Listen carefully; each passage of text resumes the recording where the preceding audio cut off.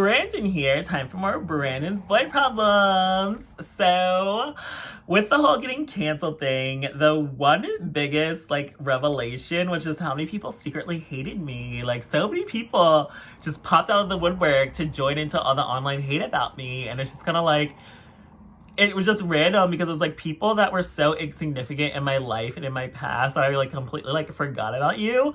But I'm like, this one person that was a friend of a friend, even though the guy and I were barely friends, I was a guest on his podcast, we hung out a couple times, then we fell out because apparently I said something really shady about him being a college dropout, and he deleted me everywhere, and apparently I didn't even notice he deleted me everywhere for a month or more, so clearly we weren't even that close. I didn't even notice you unfollowed me on social media everywhere, so we weren't that close. So then his friend that I met, I hung out with a couple times, together. We did the podcast together because I was a guest on the podcast, even though, the friend that I had, I auditioned to be on that podcast, and he even admitted later, he didn't pick me for the podcast because he was a hater and, didn't like me. So, eventually later we got cool, and he invited me to be a guest on the podcast, and, his friend was there. It was, this, dark-skinned, scrawny guy who was, really gummy mouth. He's, really ugly and has bad skin and is positive. Yeah. He's sick. But whatever. He, made this long-ass post bashing me and spread all these lies about me. He said I tried to come in between their friendship. Again, if I didn't even notice the guy that I was supposed to be friends with unfollowed me, months ago, we weren't that close. We were not good friends. And also, it's I don't try to destroy people's friendships. Maybe there were relationships, but I'm not a homewrecker with friendships. I don't give a fuck about your friends. Again, I barely was friends with you, so why would I try to destroy your friendship? So, he went this long-ass rant, and along with posting revenge porn against me with, a video, not video, it was, a screenshot of, my ex and I in, a sexual position or whatever. And then, he called me a colorist, even though all of my boyfriends have been dark-skinned black men. He claimed that I was mixed, even though, again, I'm light and racially ambiguous, but both my parents are black, all my grandparents are black.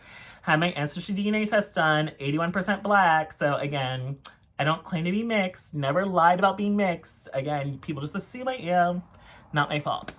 And then it was just a whole rant. And I'm just kind of I hung out with you maybe 3 times in a group setting, in Atlanta, which I haven't even stepped foot in Atlanta in over 3 years. So for you to write this gigantic long essay bashing me on Twitter, and it's I barely knew you. It's just it just shows how sick and pathetic people literally are. You are sick in the head and all throughout your body.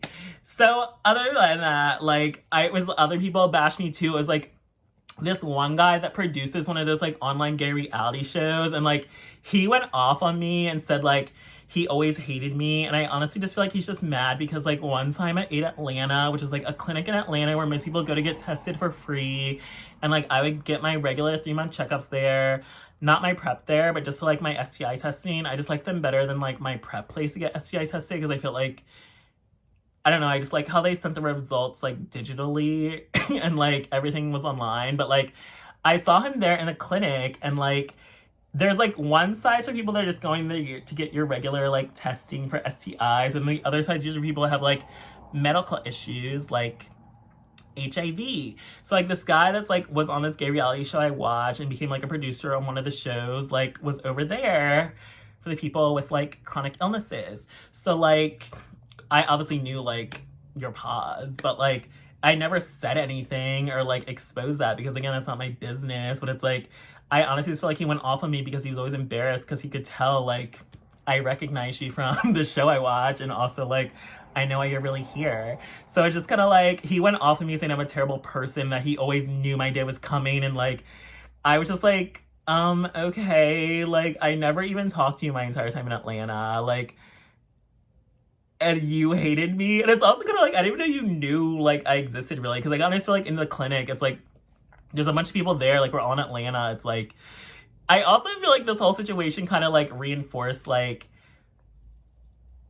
don't ever really pay attention to who's watching me. I never pay attention to views or numbers or whatever, because I just kind of feel when I create things, I just create it to create it. I release it because that's what I want to do. So I love art, I love content creation. So I create something, I post it, I put it out there. So like I try not to like think about it like again after, because I kind of feel like, okay, it's on to the next one. Like I made that, push it out there. Whoever watches it, whoever sees it, sees it, whatever, on to the next thing. So like now I'm really realizing that a lot of people knew who I fucking was before this happened and were just fucking hating on me behind the scenes and like couldn't wait for the opportunity to bash me. Even had people on like that I was like on set with in Atlanta. Again, I haven't been in Atlanta since 2019. This is 4 years later. Like people are coming out saying how much they hated me, and I'm just kind of like, I barely talk to you. Like, and this one person I was on set with as like an actor, like an extra and stuff, like he was fucking annoying. He was one of those people that wouldn't know how to shut the fuck up and was always desperate for attention. And like, no shit, I didn't want anything to do with you. We're at work. Like, you don't know how to conduct yourself. You're immature. Like, I don't want anything to do with you. So, of course, I'm a bitch to you. And then he was like, I never liked him. And I knew there was a reason I didn't like him. And blah, blah, blah. I'm just kind of like, bitch, you didn't have a reason to ever get to like me because I didn't fucking like you from the beginning. So, it's just kind of like, again, people just are looking for opportunities to bash me. Like, am I a bitch? Yeah. Am I a terrible person? Yeah, like, I know who I am, but it's like people are just couldn't wait for the opportunity to gleefully delight in my downfall. But it's just kind of hilarious to me how many people are just like, you're a hater. Like, all these people online are hating against me. Like, yeah, I said some comments that offended you, like, over a week ago, and people are still bashing me and wishing me to get beat up, jumped, murdered, wishing AIDS upon me. Like, it is just ridiculous. Like, it is crazy. Like, all because I said I would prefer to be with a man who's HIV negative as an HIV negative person. And other things, like the biggest thing, like honestly, despite getting like probably tens of thousands of hateful messages on Twitter and all across social media in this past like few months now, like I honestly didn't give a fuck. I really didn't care. Like, I lost friends. I lost online friends. I lost mutual followers online. I don't care about that. I don't care. Like, as much as I love social media, I still exist outside social media. I still have a life. Like, I've had my social media pages deleted before. Like, you just make a new one. Like, people want to come at me or ruin my life, and I'm just kind of like, as long as I don't get HIV, it's not ruined. But I just kind of feel like it's hilarious. But honestly, the only one that ever really bothered me was when I had an ex-lover decide to get online and bash me. But like, I got really upset he unfollowed me after a week, like, on Twitter. Like, it was on Freak's Twitter too. He like unfollowed me. Like, this is a man I've had sex with before. We were talking, like, FaceTiming 3 to 5 hours a night, like the whole week after we hooked up. And like, I actually genuinely cared about this man. Like, I really was into him. Like, he unloaded all his trauma on me, like his suicide attempt, his mom seeing him try to commit suicide and literally just walking right past him and ignoring him, his like being locked in a psych ward before. And this man posts our private messages from our DMs on fucking Twitter to jump into bashing me. And I'm happy people called him out for being a clout chaser, because clearly you just wanted attention. Like, your post about me got 150k views. Your normal post barely even get like a couple hundred. So it's just kind of like, you were clout chasing off of me because you got mad because I made a comment saying how like he couldn't even keep his emotional support animal alive longer than a month, which is true. Like, I don't know how you get a fucking dog and it dies within a month because it somehow ran into a street and got hit by a car. Like, that is weird. Like, as an animal lover, as someone that had 3 cats for 17 years, like, they all were, like, 17 and lived to old age, like, I don't know how your dog just runs loose and gets hit by a car. Like, I mean, accidents, of course, happen, but it's like, you had a dog for a month, and it's an emotional support animal. Like, aren't they supposed to, like, never leave your side? Like, that is crazy to me. Like, you let that dog die. But, allegedly, so yeah, that was just the only hurtful experience to me. Like, honestly, it's like, I don't give a fuck about random people on the internet that do not know me, or people from my past, like random acquaintances or people in passing,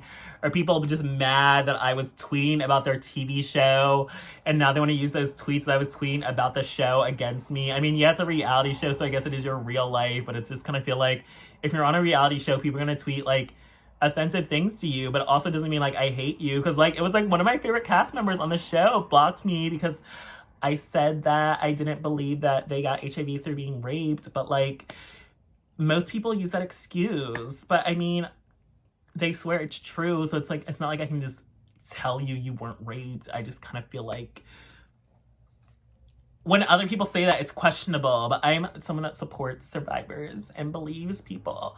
So it's just really hurtful when people are trying to make out this narrative against me that I do not support rape victims, because that is definitely not true. But it's just kind of like, I just don't think it's always true when people claim they were raped and that's how they got HIV. That's all I was trying to say. And they took it really personally and decided to block me. And they were my favorite cast member on the show. And it's really sad that things happen that way. But this has all just been a learning experience for me to be more careful with what I tweet online. But honestly, it's just been a learning experience. I feel like who's a secret hater? Like, even people can switch up on you in an instant for clout, social media followers. Like, people I was a guest on their podcast and hung out with and were like friends with just instantly turn on me or bashing me, calling me unhinged online. I'm like, girl, when we were hanging out in private, you agree with what I had to say, but now on public and social media, to save your little brand that nobody even watches, you want to get online and bash me for clout and views. Like, people will use you in these times of crisis for clout, and that is the biggest learning lesson of this experience. Like, when the world is against you, you really get to see who your real allies and friends are. Like, even when people that came and checked in on me, like, it was surprising, like, who actually took the time out of their day to come check in on me, make sure I was okay, make sure that I was handling this social media backlash that I've been going through. So you really do learn who your real friends are in times of crisis. So I'm definitely grateful of that. And you definitely learn who the traitors are and the people that are secretly plotting against you in times of crisis as well. So I'm happy I learned who my enemies are. And thankfully, my enemies always end up punished by the universe. So thanks for joining me for this episode of Branden's Boy Problems. Oh.